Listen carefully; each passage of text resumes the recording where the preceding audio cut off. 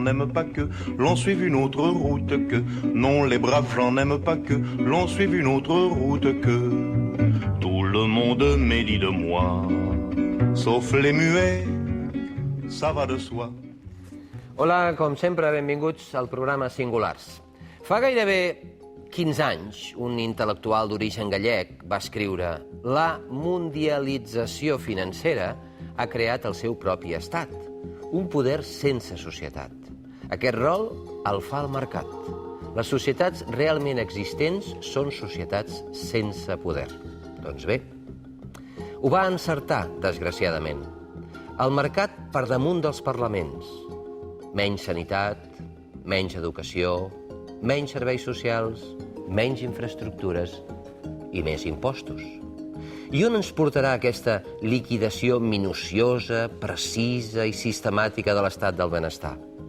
L'última frontera que ens protegia de la voracitat del capitalisme financer i de casino? A la barbària, potser? Què es pot fer per evitar-ho?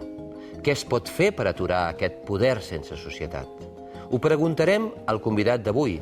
És Ignacio Ramonet, una de les figures intel·lectuals destacades del moviment antiglobalització, doctor en semiologia i en història de la cultura, catedràtic de la teoria de la comunicació, director de Le Monde Diplomatique en espanyol, impulsor del moviment internacional ATTAC, creador del terme pensament únic i un altre món és possible, cofundador del Media Watch Global i impulsor del Fòrum Social Mundial. A més, posarà al punt final a l'entrevista Marina Rossell, amb el seu Almatec, homenatge a George Moustaki. I feta la presentació, comencem. Gràcies, Ignacio Ramonet, per ser aquí, de veritat. Per favor, acompanyi'm, sisplau. Aquesta és la seva cadira. Senyor Ramonet, vostè ha estat difícil tenir-lo avui aquí perquè sempre viatja, amunt i avall. Sí, bastante, pero también siempre es un placer volver a Barcelona, evidentemente. Vostè és l'autor d'això que hem dit que feia 15 anys que havia predit, desgraciadament o encertat. Sí, bueno, cuando se trataba de describir la globalización, ya veíamos el tipo de estructura política que se ponía, que se estaba colocando. Esta sociedad en la que, en definitiva, digamos, los poderes financieros tenían el poder de decisión y en el que las sociedades se veían desposeídas, primero los estados se veían desposeídos de su soberanía y las sociedades de su capacidad de decisión.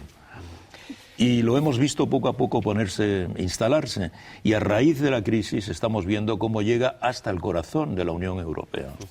Sí. Señor Ramonet, nosotros no solemos empezar el programa con un vídeo, pero hoy lo vamos a hacer porque yo creo que pone las cosas en su sitio para dejarle hablar a usted y que nos analice lo que está pasando. ¿De acuerdo? El vídeo es un homenaje a la generación perdida. I aquest curt és una iniciativa del grup barceloní Anicet Labodrama, liderat per Benjamín Villegas. El vídeo volia ser el tràiler d'un disc, però s'ha convertit en un fenomen a la xarxa, perquè recull les reflexions i la perplexitat de la generació que ara té 30 anys i que veu com s'esvaeix el món que ens havien venut. Es diu Generación Perdida. Aquí lo tiene. Mi nombre es Benjamín Villegas y nací en un pequeño pueblo del extrarradio de Barcelona el 16 de mayo de 1982. Paolo Rossi era el mejor futbolista del mundo, Mayra Gómez Kem la estrella de la televisión y el máximo representante del poder mundial. Hoy, Leo Messi es el mejor futbolista del mundo, esta la estrella de la televisión y es el máximo representante del poder mundial. Este es el hombre que me prometieron que sería. Y el hombre que soy. Y pertenezco a la generación perdida. Nací en el seno de una familia trabajadora, una pareja formada por hijos de inmigrantes andaluces que buscaron un futuro mejor en los años 60. Mi padre era un joven pastelero aficionado a los cómics de Marvel y mi madre una guapa administrativa con una miopía simple de 2 dioptrías. Cuando éramos unos críos, nuestra vida giraba alrededor de las canicas, los trompos, el quién es quién, los bollicaos, en definitiva, cientos de productos que nadie catalogó como tóxicos, peligrosos o insalubres. Nos pasábamos el día viendo a Spinette, Lassie, el equipo A, MacGyver y un montón de programas y pelis que nos hicieron crecer confiando en que no importaba lo feas que se pusieran las cosas. Al final todo saldría bien. Tendríamos nuestro final feliz. Nos hicieron creer que formábamos parte de la generación mejor preparada. Éramos la élite y seríamos invencibles. Solo teníamos que soplar las velas cada año, desear cualquier cosa, estudiar mucho, licenciarnos, ser honestos y encontrar nuestra media naranja con un beso mágico. Nos casaríamos a los 25 y tendríamos un perro, 2 hijos, una casa, 2 coches, un chalet y seríamos felices y comeríamos perdices. Hicimos caso, soplamos las velas cada año, deseamos cualquier cosa, estudiamos mucho, nos licenciamos, fuimos honestos y la respuesta fue un montón de mierda como la LOCSE, Boloña, la burbuja inmobiliaria, el trabajo precario, las ETTs, la corrupción, la telebasura, la clase política y ni rastro de las perdices. Somos la única generación que tiene que lidiar con 3 crisis, la de los 30, la económica y la crisis de valores. Nos inculcaron que engañar, robar y mentir no nos traería nada bueno. Y una mierda. Existen una incontable lista de chorizos y mentirosos a los que no les va nada mal. Nosotros solo queríamos cumplir nuestros sueños y llegar a ser astronautas, periodistas, deportistas, médicos, presentadores, actores o como hice yo. Soñamos ser músicos y hacer discos. Fui un estudiante modelo. Empecé a compaginar el trabajo y los estudios a los 17 y ahora me veo a las puertas del desempleo. Sin chalet, sin los 2 coches, sin la casa, sin hijos y sin perro. Bueno, el perro sí. Esta es la historia de la generación perdida. Una generación que se quisieron saltar, pero que seguirá buscando su final feliz. Ella jugaba con su pelo. Una generación que se quisieron saltar. Usted es un gran teórico de la comunicación y si me permite una herejía, en este medio se suele convencer más si se apela a los sentimientos que al intelecto. Usted como intelectual apela más al intelecto. Permítame a mí que apele más al corazón. ¿Qué le diría, señor Ramonet, a los padres que tienen hijos en edad de trabajar y les ven que no encuentran trabajo, que si lo encuentran es un sueldo casi de insulto e indigno y que se van? Se van de sus casas a buscar trabajo en el extranjero. Algunos dirán que es porque hacen un viaje iniciático. Esto a lo mejor estaría bien, pero si lo hacen por fuerza, ¿qué les dice a usted a esos padres? Pues yo les diría que no es una fatalidad, ¿no? Es decir, que esto que está pasando no ocurre porque, digamos, porque son los tiempos que han cambiado y porque ahora las cosas son así. No.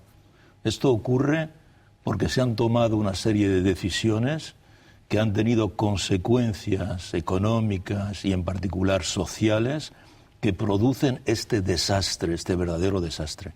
Porque la realidad es que efectivamente la crisis económica se puede poner en cifras o en fórmulas, pero en la vida concreta de las personas, de las familias, se traduce por dramas muy concretos. Y en particular, uno de los dramas más importantes que tienen todas las sociedades europeas, no solo la española, aunque en España el problema quizás sea más agudo, es este paro de los jóvenes. El hecho de que los jóvenes encuentran cada vez más dificultades a entrar en la vida. Y cuando hablamos de jóvenes... 50%. 50% en España, 48% en Portugal, 43% en Italia, más de 25% en Francia, etcétera. Es decir, y cuando hablamos de jóvenes, aquí es un joven que tiene 30 años. Es decir, no estamos hablando de un joven de 18 o 19 años donde se puede entender que no entra en la vida, sino que es un joven que ya tiene una licenciatura, ha hecho estudios superiores, que hasta ahora se consideraba que los estudios superiores eran la llave que permitía entrar en la vida. Y aquí no les permite.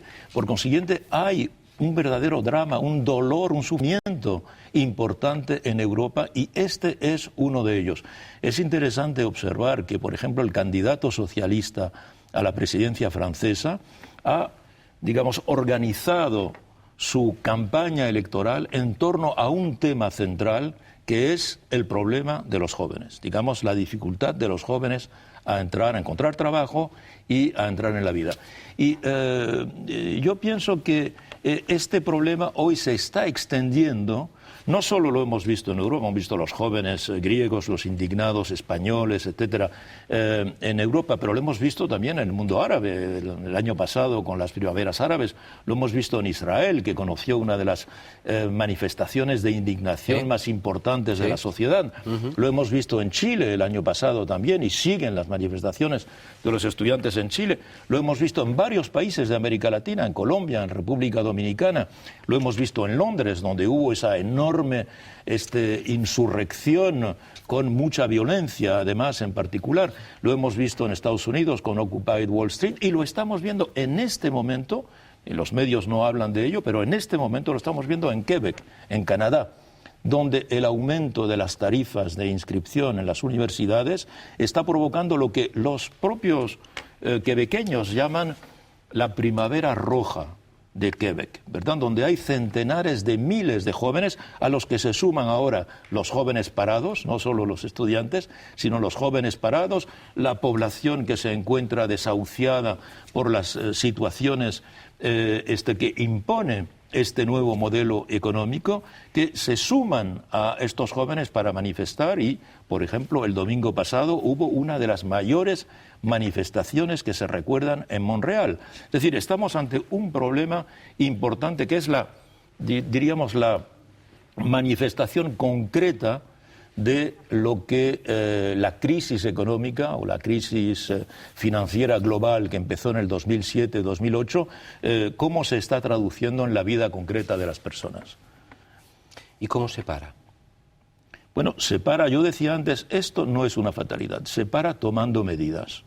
Por ejemplo, se para limitando o suprimiendo la precariedad. Se para tomando una decisión diciendo: todo trabajo precario, al cabo de, digamos, 3 meses, tiene que transformarse en un contrato definitivo. Se para diciendo: una empresa que va bien, además, no puede tener más de 5% de precarios. Y los puede tener durante 3 meses o 6 meses, pero no puede tenerlos durante años en la precariedad. Se para diciendo, efectivamente, las pequeñas empresas pueden tener 10% de precarios, para dar un poco más digamos, de oxígeno a las pequeñas empresas, pero tampoco pueden tenerlos durante años. Se para tomando decisiones a escala macroeconómica. Es decir, se para haciendo una política que no puede solo ser de recortes, de disciplina fiscal, de ajustes, de supresiones, que asfixia la economía y que es el modelo que está imponiendo en este momento la Bundesbank. Pero recordemos que en Alemania es uno de los países donde más paro de jóvenes hay, donde más jóvenes precarios hay y donde más jóvenes ni siquiera contabilizados en el paro hay, porque el modelo social alemán es uno de los más duros que conocemos y es el que ahora se está tratando de exportar bajo el pretexto de que la economía, digamos, la macroeconomía va bien. Pero ¿qué es una macroeconomía si la sociedad va mal? ¿Qué es una macroeconomía que va bien si la sociedad va mal? ¿Para qué sirve la economía? Evidentemente. Y esta es una pregunta que cada día se hacen más los ciudadanos, que constatan, por otra parte, además, que aquí, decía este joven, decía que él tenía 3 crisis, ¿verdad? La crisis de los 30, la crisis económica y la crisis de los valores. La crisis de los valores, ¿qué es? ¿Cuál es el valor que más en crisis está hoy? Ese valor es la democracia. Muchos jóvenes ya no creen en la democracia. ¿Y cómo creer en la democracia cuando, si hay elecciones, se cambia de gobierno, ¿verdad? Y sigue exactamente la misma política, a veces empeorada. En los últimos 2 años o 3 años, desde que empezó la crisis económica en el 2007, 2008, digamos, el 15 de septiembre de 2008, que es una fecha un poco clave porque es cuando se hunde la Lehman Brothers. Bien, en estos últimos 4 años ha habido en Europa, digamos, una docena de gobiernos que han cambiado. Todos los gobiernos que estaban en el poder han sido sustituidos por gobiernos de oposición. Y todos los gobiernos de oposición han hecho exactamente la misma política económica y social que los precedentes. Entonces, los ciudadanos se dicen, ¿para qué sirve que cambiemos? El ejemplo de España es paradigmático, ¿verdad? Teníamos un gobierno socialdemócrata que a partir de mayo del 2010 decidió hacer una política brutalmente de ajustes, brutalmente antisocial, contraria a la genética política de esa organización política, a su historia y a su tradición, ¿verdad?, que es evidentemente un proyecto de justicia social, sí, sustituido por un partido que había prometido en las elecciones que no subiría los impuestos, que no establecería el copago, etcétera. Desde que hay un nuevo gobierno hay exactamente la misma política prolongada y endurecida, y evidentemente los ciudadanos dicen, entonces, ¿para qué sirve la democracia? ¿Para qué sirve que yo vote y que yo cambie de gobierno? Entonces, ¿qué es lo que estamos viendo? Por una parte, desesperación, ¿verdad? Es decir, aumento de la abstención en muchos países de la Unión Europea, aumento del voto en blanco en la Unión Europea, es decir, la voluntad de gente que acude a las urnas pero que no elige porque supone y que la oferta política no es suficiente. Y también la subida en todos los países de la Unión Europea, en esto España es una excepción, por el momento de la extrema derecha.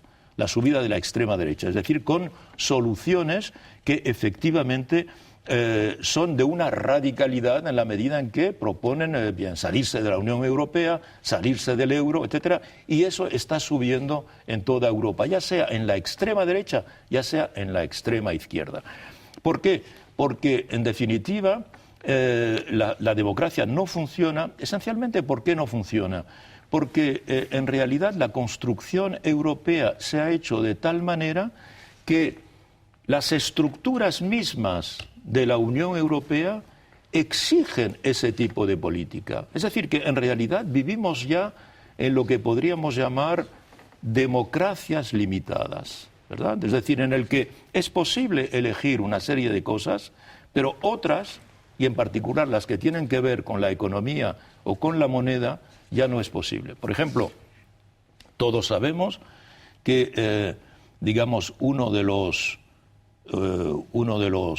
de las palancas más importantes de la economía es la moneda, sobre la cual un gobierno puede actuar, ¿verdad? Pero ese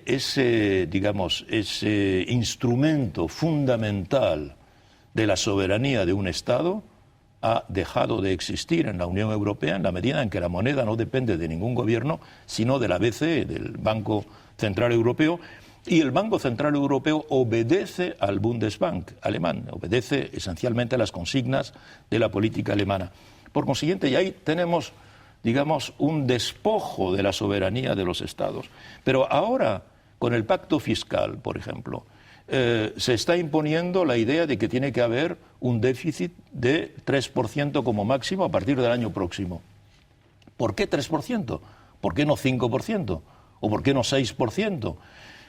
Nos dicen no, porque la economía tiene que estar regida como en las familias. Un buen padre de familia no gasta más de lo que gana. Primero, eso es absolutamente falso. Todos los padres de familia saben que existe una cosa que se llama el crédito y compran pisos a crédito, compran un automóvil a crédito, un crédito moderado, pero tienen crédito. Pagan estudios de hijos a crédito. Pagan estudios de hijos a crédito, etcétera. Cualquier familia normal, digamos, en una sociedad como esta, que es una sociedad capitalista y de mercado, pues tiene créditos. Todas las familias tienen créditos. ¿Por qué el Estado no debe tener crédito? ¿Desde cuándo se ha inventado esta cuestión, verdad? Entonces se limita al 3%, que en este momento estamos viendo que hasta ni los holandeses lo aceptan. Holandeses, recuerdo, tienen la AAA, es decir, tienen la nota más alta dada por las agencias de calificación. Por una parte, observamos que el pacto fiscal en cuestión no da lugar a un debate nacional. Se adopta en las asambleas, en los parlamentos, en el silencio, yo diría, de los parlamentos y fuera de la opinión de los ciudadanos. Todos los pactos fiscales deberían adoptarse con referéndum. Irlanda, por ejemplo, lo hace por referéndum. ¿Por qué España no lo ha hecho? ¿Verdad? ¿Por qué no se está haciendo en los demás países? El MEDE, por ejemplo, el Mecanismo Europeo de Estabilidad, que es el que enmarca el pacto fiscal, se ha ratificado de manera casi automática. El presidente del gobierno lo ha ratificado y en realidad no, con el acuerdo del principal partido de oposición, pero no ha habido discusión. Luego no podemos extrañarnos de que, digamos, decisiones importantes no puedan ser adoptadas en la medida en que la pertenencia a la Unión Europea no permite que se tomen esas decisiones, ¿verdad? Crisis de valores. Usted ha dicho varias cosas, todas ellas muy interesantes. Yo he ido tomando notas. Ha dicho, los jóvenes ya no creen en la democracia. Y yo, a ver si esto es un matiz. ¿En la democracia o en la partitocracia? Bueno, diríamos en la partitocracia, ¿verdad? En la democracia tal como se está expresando actualmente. Es decir, una democracia, como he tratado de explicarlo, realmente limitada hoy día. La democracia hoy día, digamos, lo que llamamos democracia de hecho, la democracia en funcionamiento, es una democracia hoy que nos permite efectivamente cambiar de gobernante, pero que no permite a este gobernante cambiar de política. Bien. Entonces, evidentemente, esto limita mucho la democracia. Claro. Bien. ¿Y por qué? Bueno, ¿Por qué no pueden cambiar de política? Porque no hay voluntad política. ¿Y por qué? Porque precisamente hay la idea, primero, de que esta solución de la política de ajuste, la disciplina fiscal, es la buena política. Están convencidos, tanto, digamos, dirigentes conservadores como dirigentes progresistas, en los partidos de gobierno, están convencidos de que esa es la buena política, aunque están viendo cómo sus sociedades se están hundiendo. Mire, la crisis de Grecia empezó va a hacer 4 años, ¿verdad?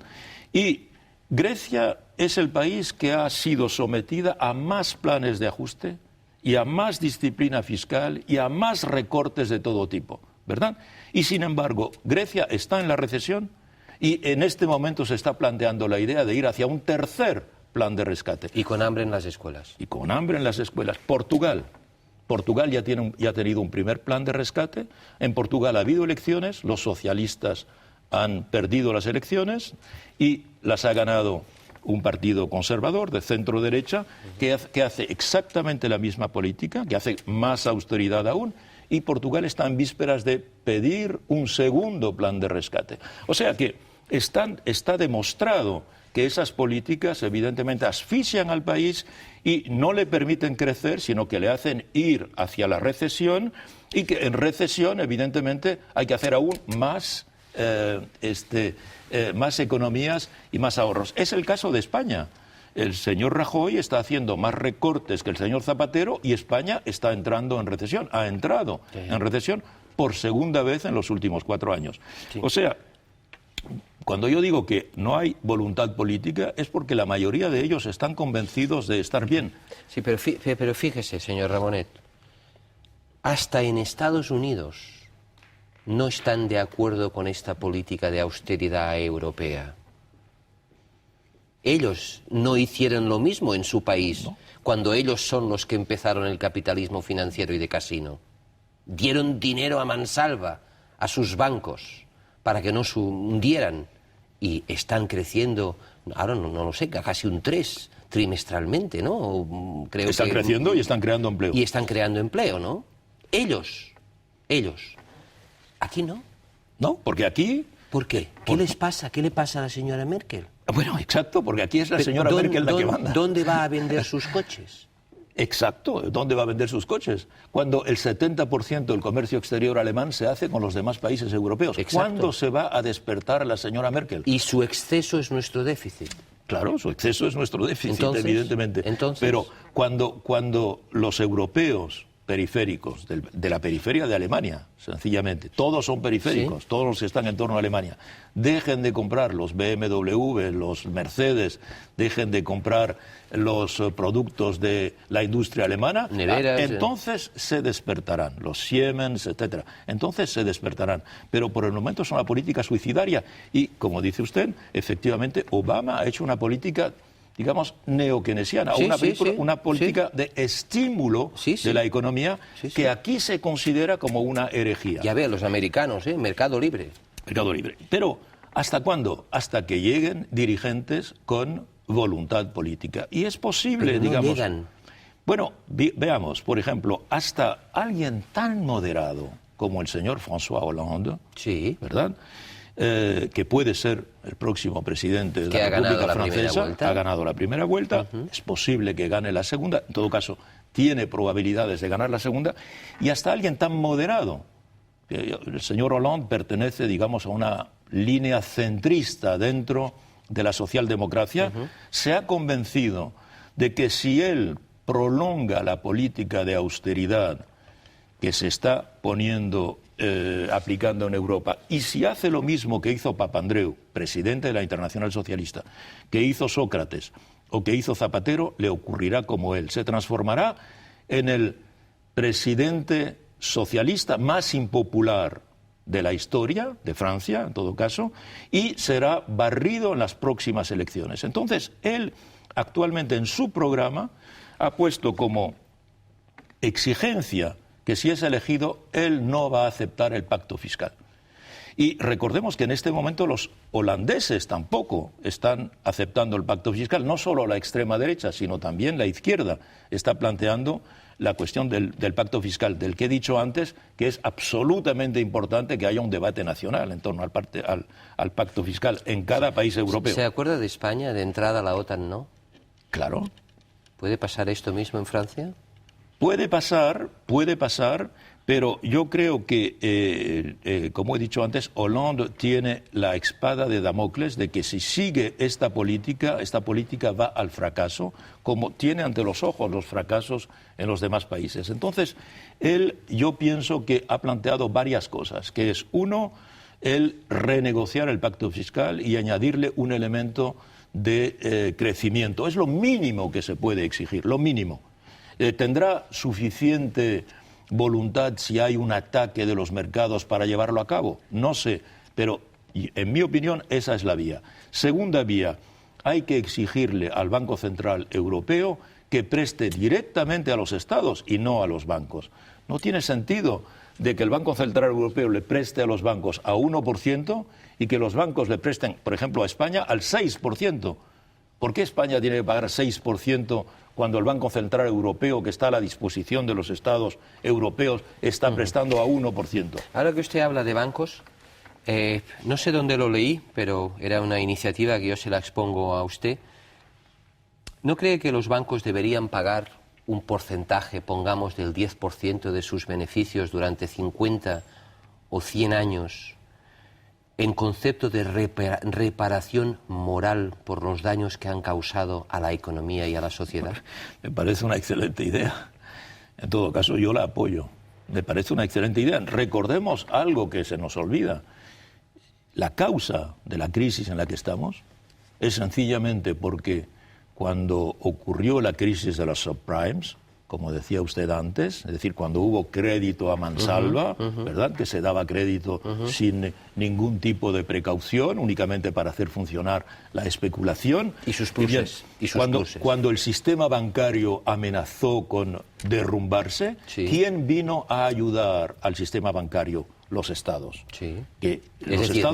Nosotros. Es decir, los estados prestaron a los bancos centenares de miles de millones de euros. ¿Y qué ocurrió? Que las agencias de calificación dijeron a los estados: pero usted está prestando demasiado dinero. Usted no tiene dinero suficiente para prestar tanto. Usted se está endeudando para prestarle a los bancos. Está endeudado. Eso es lo que se llama la deuda soberana, que es la crisis que vivimos actualmente, la crisis de la deuda. ¿Dónde se ha originado esa crisis? Prestándole a los bancos. Así que razón de más de que los bancos, efectivamente, cuando hacen beneficios, pues paguen la deuda que tienen con la sociedad. Por otra parte, recordemos una cosa. Los bancos que están cotizados en la bolsa española, en el año 2009, 2010 y 2011, repartieron decenas de miles de euros a sus accionistas. Sí. En vez de integrarlo en su capital y fomentar el crédito, en particular a la pequeña, media empresa o a las familias, ¿verdad? ¿Por qué los que han cometido fechorías, los poderosos que han cometido fechorías, porque los que no son poderosos estos sí que pagan los platos rotos. A los poderosos que han cometido fechorías, ¿por qué no están ante los tribunales? Es una cuestión que hoy día se está planteando en términos de ética. Es decir, hay responsables de esta crisis, hay responsables. Y en particular el sistema financiero y bancario tiene una altísima responsabilidad. ¿Con connivencia política? Bueno, con connivencia política en la medida en que, digamos, la ideología política ha permitido este tipo de ayuda. La idea es que el sistema bancario y financiero es el que debe protegerse, no la sociedad. ¿Qué es lo que debe proteger hoy día un Estado, es decir, un gobierno? Pues la ideología dice que lo que debe proteger ante todo, como oro en paño, es el sistema financiero y no la sociedad. La sociedad se puede hundir, la sociedad puede sufrir, la sanidad, la educación, la investigación, la ciencia, todo eso puede sufrir. Hay que proteger al sistema financiero. Es un sistema absurdo, totalmente absurdo, porque la preocupación central de un gobierno debe ser la sociedad, evidentemente. No es normal. Hoy día, si quiere, los dos grandes objetivos que tiene el sistema ideológico financiero, tiene dos grandes objetivos. Uno, desmantelar el estado de bienestar. Es decir, se ha llevado a cabo ya en otras regiones. Por ejemplo, lo que se hizo en Europa del Este cuando cayó la Unión Soviética. Ahí fue el gran terreno de maniobras donde, en definitiva, el sistema financiero internacional se apoderó de todo mediante las privatizaciones y mediante el desmantelamiento del rudimentario estado de bienestar, amplio en el sentido, digamos, ideológico de la palabra, pero rudimentario en cuanto a su eficacia. Entonces, ahí se desmanteló el estado de bienestar y se transfirió al sector privado. Y segundo, una disminución de la soberanía de los estados. Si usted o nuestros oyentes, por ejemplo, nuestros televidentes, leen una entrevista que ha dado el actual presidente del Banco Central Europeo. El Banco Central Europeo tiene un presidente que es un italiano, Mario Draghi, que es presidente desde hace menos de un año y que es un antiguo de Goldman Sachs. Y ha dado una entrevista exactamente el 24 de febrero de este año, del 2012, al Wall Street Journal. Es una larga entrevista. En esa larga entrevista, Mario Draghi dice lo que está pasando, lo expresa. Todo esto que está oculto, que muchos no acaban de entender porque piensan que es algo, digamos, que todo el mundo está con buena voluntad y que bueno, él expresa concretamente, exactamente lo que está pasando y lo dice con una frialdad absoluta porque habla con el medio de los, digamos, de los neoliberales, el meollo neoliberal del planeta, que es el Wall Street Journal. ¿Y qué dice él? Dice, hay dos cosas. El estado de bienestar está muerto ya, dice él. Debe desaparecer.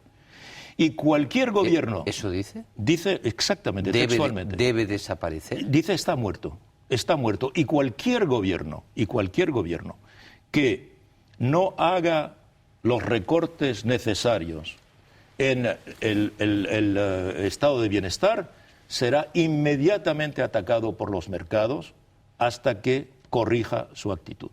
Y segundo, dice, con el pacto fiscal lo que se está buscando es liberar a los estados de la soberanía nacional. Es decir, se trata de quitarle a los gobiernos la posibilidad de tener voluntad política, como decíamos antes, que no tenga posibilidad, que en realidad estén limitados. El MEDE, que ya se ha aprobado, el Mecanismo Europeo de Estabilidad, prevé que si un gobierno no respeta el déficit del 3%, a ese gobierno se le retira la soberanía de su política económica. Y la Unión Europea envía aquí una comisión, una especie de alto comisariado, que se instala en la capital del país y que desde allí pilotea la economía y la política económica de ese país y presupuestaria. Es decir, se le arrebata al Parlamento Nacional, a la Asamblea Nacional que hemos elegido, se le arrebata la posibilidad de dirigir la economía. ¿Pero qué es un gobierno que no tiene la maestría de su presupuesto o de su economía? Nada. No es que no sea nada, es que ese gobierno es un protectorado. Sí, sí. es un protectorado. Como Grecia hoy día ya no es un Estado soberano, sino que es un protectorado europeo, pues en eso se están convirtiendo los Estados europeos. Pero, Ignacio, ¿qué quieren? ¿Que nos paguemos la bala que nos va a ejecutar como a los chinos?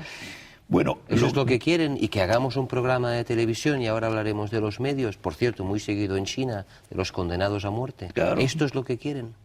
¿Que nos paguemos la bala? Yo pienso que ellos tienen una miopía política porque las sociedades aguantan y aguantan, pero llega un momento en que estallan, ¿verdad? Y ahora hemos llegado al momento en que las sociedades están estallando. Han empezado los jóvenes, lo hemos visto en el vídeo y lo hemos visto en las manifestaciones que ha habido. Hemos visto que ha habido países con manifestaciones duras. En Grecia ha habido manifestaciones muy duras. En Grecia hay elecciones el 6 de este mes, el 6 de mayo. ¿Y quién va a salir? Porque Grecia va de familia en familia. Va de familia en familia, pero los extremos están subiendo muchísimo. La extrema derecha y la extrema izquierda están subiendo muchísimo. Y por consiguiente hay una especie de hartura general que se va a transformar, se va a materializar de alguna manera, porque las sociedades, lo hemos visto en los años 30, llega un momento en que, digamos, la desesperación de la gente encuentra un canal político no forzosamente razonable y, por consiguiente, se producen estallidos. Y por eso, además, estos gobiernos estamos viendo que, por una parte, llevan a cabo estas políticas tan duras para la sociedad y, por otra parte, están armándose jurídicamente para impedir que las libertades puedan ejercerse, para sancionar cualquier tipo de manifestación o endurecer las leyes que organizan la libre expresión de los ciudadanos. Yo, de verdad, a veces, no sé, puedo pecar de inocente, ¿no? Pero yo, que no he perdido la fe ni en la política ni en muchos políticos, considero que hay políticos, incluso de derecha, que ven que lo que se está haciendo no es correcto. Seguro. Evidentemente. Y lo que yo me pregunto es por qué ninguno de ellos se ha atrevido aún a dar un paso al frente y decir, como decimos en catalán, prou. Eso es lo que me pregunto. ¿Por qué? Porque los hay, que son muy dignos. Los hay. El problema es que quien tiene que hacerlo es un jefe de gobierno. No solo un político aislado que puede expresarse. ¿Por qué no hay ningún jefe de gobierno que diga, prou, dimito, se acabó, basta, no puedo más? Bueno, eso es lo que tenía que haber hecho, por ejemplo, José Luis Rodríguez Zapatero. ¿Por qué no lo hizo? Bueno, tenía que haber dimitido, sencillamente dimitido, es decir, no he sido elegido para esto. En vez de mentir. En vez de mentir, y en vez de inclinarse y aplicar una política que no es de la tradición de su organización. Exacto. Y lo mismo tenía que haber hecho Papandreou, que además tenía muchas razones en la medida en que descubrió que las cuentas que recibía en herencia eran totalmente falsificadas. Y en particular había contribuido a falsificarlas el actual presidente del Banco Central Europeo, el señor Mario Draghi, que en aquel momento era economista de la Goldman Sachs, ¿verdad? Sí, pero estamos llegando a ese límite. Estamos llegando, por ejemplo, si mañana el presidente francés, que tiene una importancia considerable en la medida en que Alemania no puede moverse por razones históricas sin tener como coartada, por lo menos, a Francia asociada a su política, si Francia se planta, esta política deja de tener la vigencia que tiene actualmente.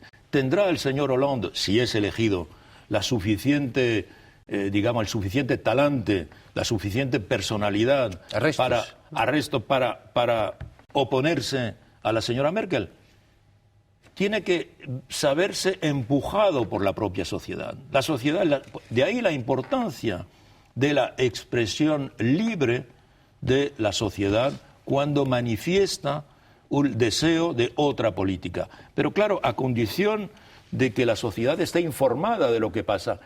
Si usted interroga, yo pienso, a 10 españoles en una encuesta sobre el MEDE, por ejemplo, ni siquiera saben lo que es. Ni siquiera debe haber 0,5% que sepa lo que es, cuando es algo que determina la política española. Expresión libre.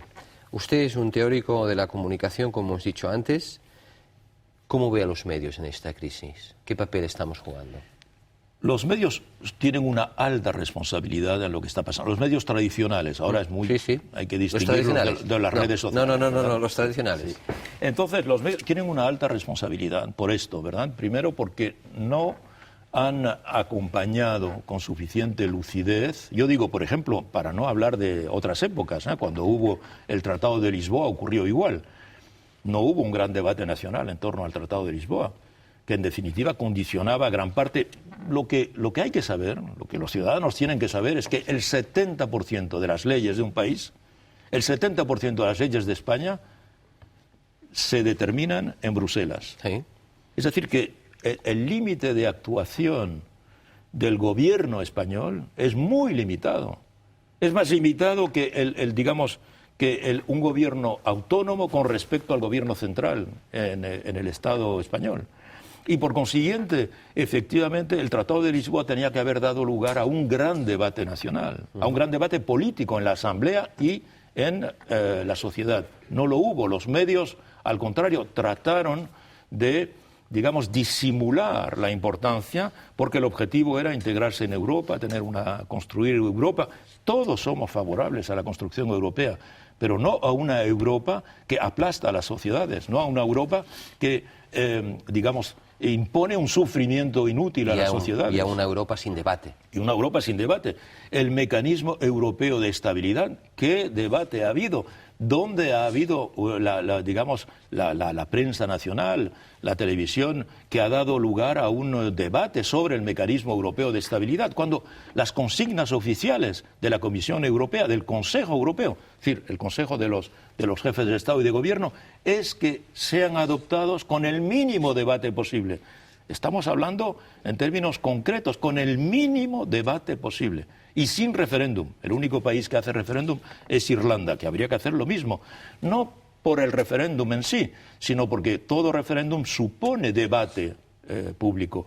Que los ciudadanos sepan lo que va a ocurrir. Esto arma a los ciudadanos para poder participar en el debate. Hablando de los medios, la importancia de los medios es que de la calidad de la información depende la calidad de la democracia.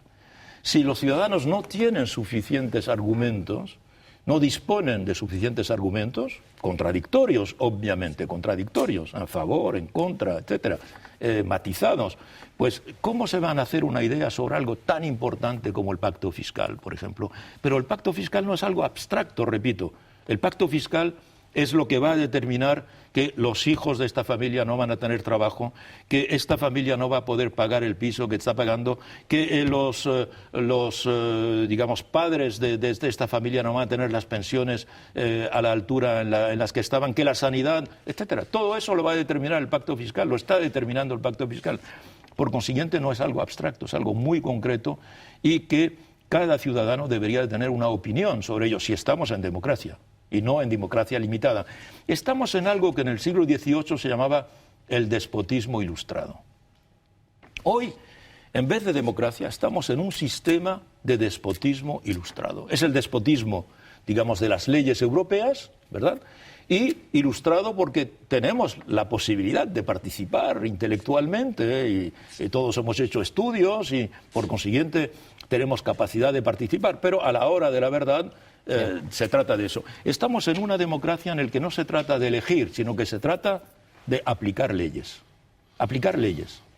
Las leyes existen, ellas no se pueden discutir. Están fuera de la posibilidad de discusión de los ciudadanos o de sus representantes legítimos en las asambleas nacionales. ¿Y para qué se eligen? Bueno, para que apliquen las leyes. La pueden aplicar de esa manera o de otra, pero la ley se aplica de esa manera.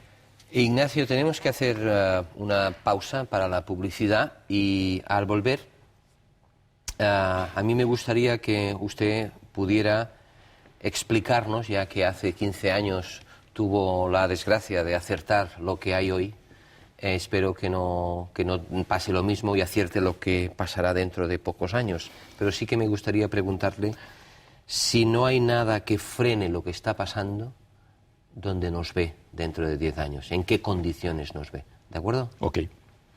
Fem una pausa y tornem de seguida. Ignacio, ¿cómo vamos a terminar si no hay nada que lo frene? Y espero que se equivoque. Bueno, yo creo que hay mucho que hacer. Yo creo que los ciudadanos tienen que apoyar soluciones que existen y que son posibles. Por ejemplo, podríamos citar 2 o 3 de ellas. Hay que exigir que el Banco Central Europeo le preste a los estados y no a los bancos. Segundo, hay que poner una tasa de imposición importante a las altas fortunas. Hay que imponer a las empresas que más beneficios hacen.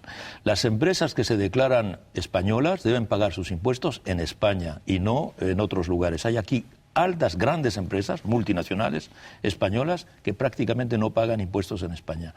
Hay que limitar, digamos, los sueldos de los altos ejecutivos. No es normal, por ejemplo, que en las empresas un alto ejecutivo gane 500 veces más que el asalariado de base. Hay que limitarlo de 1 a 20, por ejemplo, es ya suficientemente para crear un Estado más justo. Hay que establecer un proteccionismo a escala europea. No es normal que los productos que aquí se fabrican en condiciones sociales de protección social de lo que queda del estado de bienestar o, digamos, en condiciones ecológicas de protección del medio ambiente, estén en competición con productos que vienen del exterior más baratos y que no respetan, digamos, el estado de bienestar de sus asalariados ni el medio ambiente donde se producen. No es normal. Por consiguiente, hay que protegerlos. Hay que por ejemplo, imponer la tasa sobre las transacciones financieras. Solo la existencia de esa tasa ya aportaría una cantidad de capital suficiente para pagar las deudas soberanas. Bien, es decir, las soluciones existen. Los ciudadanos deben saber que existen y hay la posibilidad de reclamarlos.